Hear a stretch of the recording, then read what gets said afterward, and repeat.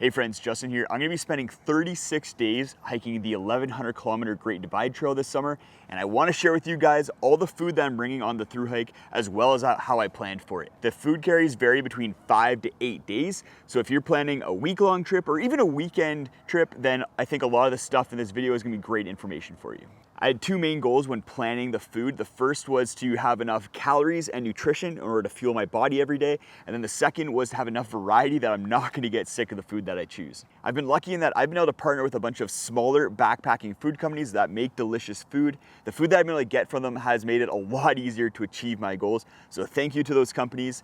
And if you wanna see all the companies that are supporting me on this trip, then go check out the video description and consider giving them your support. We'll start off with how I started planning all the food that I was gonna bring, and we're gonna get pretty nerdy here with some spreadsheets. I started off by making a spreadsheet of all the options that I was considering for each of the different meals. For instance, I have a breakfast category as well as a few different snack categories like nuts, meat, sweets, bars, and then I have my lunches and then dinners. My goal with this spreadsheet was to develop a whole bunch of different options for each category so I don't get sick of the food and I have enough variety. You can see here that for breakfast, I have not 1, 2, 3, 4, 5, 6, but 7 different types of breakfast meals. So hopefully that helps me not get sick of them. Once I had all the options laid out, I had to start planning what I was actually gonna eat each day. And this is where it gets really cool. I'm not gonna need the same amount of calories each day. Some days I'm hiking 20 kilometers. Some days I'm hiking 45 kilometers with tons of elevation gain. And my caloric needs are gonna be different. So what I did was I went into my trip planning spreadsheet, I grabbed the kilometers and elevation for each day and put them into a meal planning spreadsheet and assigned whether that day was going to be hard, moderate, or easy. And then from there, I was able to cross-reference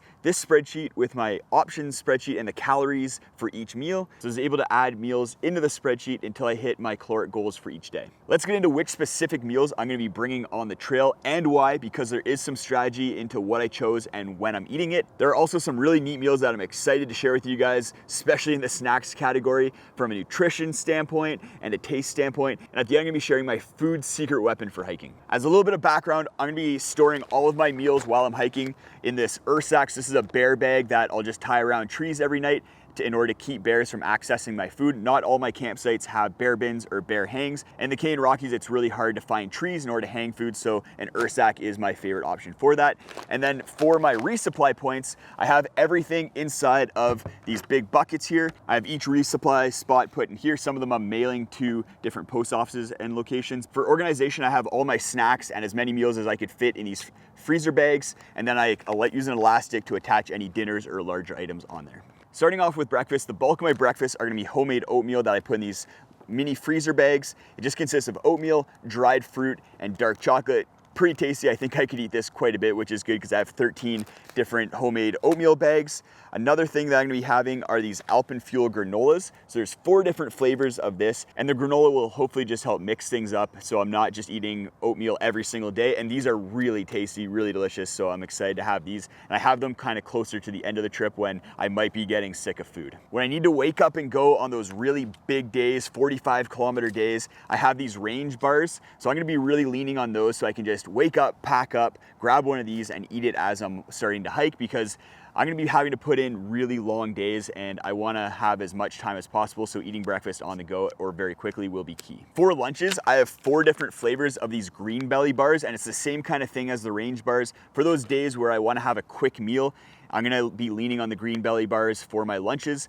And then I also have these Lenny and Larry cookies. So these are another item that I can eat really quickly that are packed full of calories and are pretty tasty. The green belly bars are actually really surprising to me because I've had these and normally I get sick of bars really quickly, but I don't think that's gonna be happening with these. They have a really good flavor profile. For those days that I have a little bit more time, I have lunches that I'm gonna be preparing. So these are salads from Food to Soul. So I have a curried cauliflower salad here. There's also some slaws like miso slaw. And you just add water to these, let them soak for 20 minutes, and then you can start eating them. These are really delicious and packed full of calories and nutrition. If you follow the channel, then you know that Bushka's Kitchen has been one of my favorite meal companies. They make delicious freeze-dried meals, but some of them are on the lower calorie side, around 500 calories. And for dinners, I like things that are at least above 700 calories. So those low-calorie meals are gonna be my lunches. For instance, we have this unstuffed pepper meal, which has bison in it, very delicious. And what's great for these for lunches is that they only take 3 minutes to rehydrate. So I'll be stopping, boiling some water occasionally, and then also trying to cold soak these as well. I think with a 3-minute rehydration, if I cold soak these for 20 minutes, then they should rehydrate really nicely. I have dinners from 4 different companies, and this is one that I've never tried before. It's from Evergreen Adventures. I love that this company puts a lot of thought into every aspect of their meal, from compostable packaging that you can still cook the meal inside of, as well as sourcing their ingredients from local farmers and sustainable sources. I have 2 different meals from Evergreen. We have this chili mac as well as a bella pasta that I'm really excited to try. You guys have probably heard of this company before, Good to Go. So they make a lot of really delicious meals. My personal favorite's the mushroom risotto, but Good to Go has a lot of higher calorie meal options. So I'm gonna be leaning on these for those really long days as well. They have some meals at around 1,000 calories or at least 800 to 900. So after a very long day, then a Good to Go meal with those higher calories is gonna be really good. Whereas a lot of my other dinners are in that 700 to 800 range. Then we have another Bushka's Kitchen meal. So this is one of their higher calorie ones with 780 calories, made with venison hunter's pie. I haven't tried this one yet, but their other 2 that I have tried are super, super good. So really excited to try this out. And then I have 5 different meal options from Trailtopia. They have one of the best selections of freeze-dried meals out there, especially if you want ones with meat in them, which I'm trying to do because I want that little bit of extra protein. And they make really delicious meals. I've tried almost all of them and every single one has been good so far. Moving on to snacks, including my secret weapon. We're gonna start off with these nuts from Costco. So I bought a Costco variety pack. It came with almonds, peanuts, and cashews.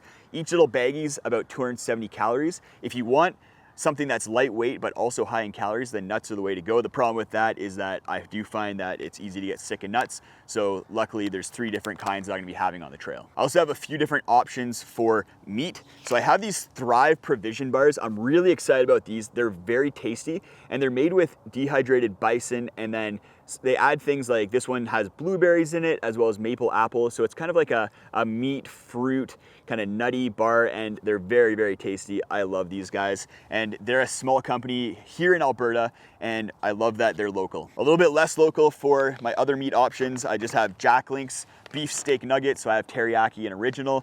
And then I didn't even know these existed, but I'm really excited about them. It's bacon jerky. I've had it, it's very tasty, quite salty, but it tastes just like bacon. And I think on some of those days that I'm out there, I'm gonna be craving bacon. Something I've never came across before was these little packaroon options from Heather's Choice. So they're basically little calorie bombs. They're very small, very lightweight, but are packed full of calories, and they're very tasty as well. I have 4 different flavor options, and I'm gonna be eating them almost every single day. You guys may have heard of these, but these are trail butter, nut butter packets. So I have 3 different flavors of these. Also eating these almost every day, and they've somehow made nut butter something that I don't get sick of. I think it's due to the flavor profile that they have, especially the spiced chai one. I was a little bit hesitant about it, but it's really good and something that I think I'm not gonna get sick of over the course of the hike. I have a few different sweet options as well. I have this trail mix with M&Ms in it, as well as Snicker bars, and then I have little packages of mango that I just separated out from a Costco bag.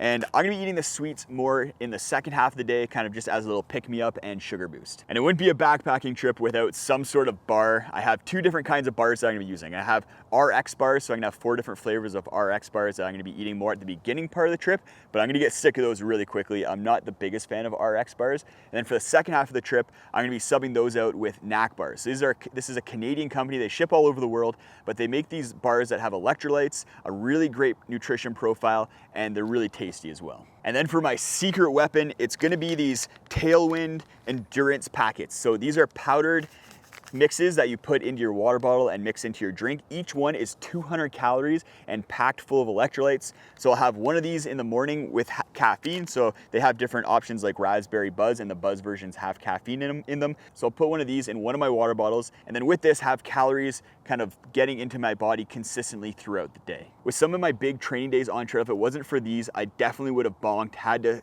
stop and turn around, but these got me through the day and allowed me to complete the day. Other than food, another key item for survival on trail is clothing. Go check out a video I'll post right up in the corner there with all of my Great Divide Trail clothing options. The clothing is warm, will protect you from bugs, protect you from sun, and most importantly, it's fashionable.